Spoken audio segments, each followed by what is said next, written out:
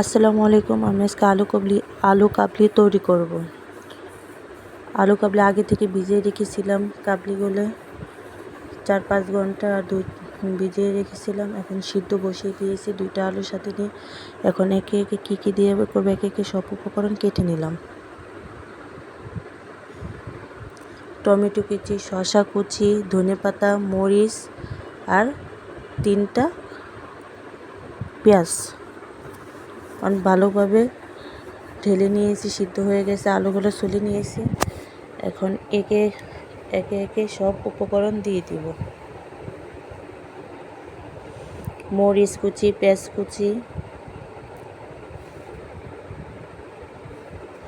Tomato কুচি,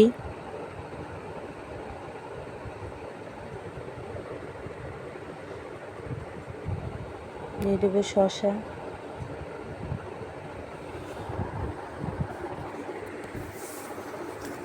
ধনেপাতা। সব উপকরণ একভাবে মেখে নেব। দেখা যায় আমাদের স্কুল ও কলেজের সামনে অনেক মামারা আলু কাবলি এইভাবে তৈরি করে। জাস্ট আমি শুধু একটু শেয়ার করলাম। দিয়ে দিলাম কয়টা চানাচুর।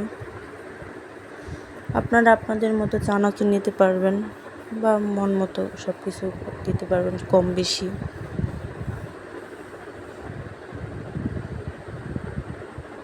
দিয়ে দেবো স্বাদ মতো লবণ। আমার মাখা শেষ।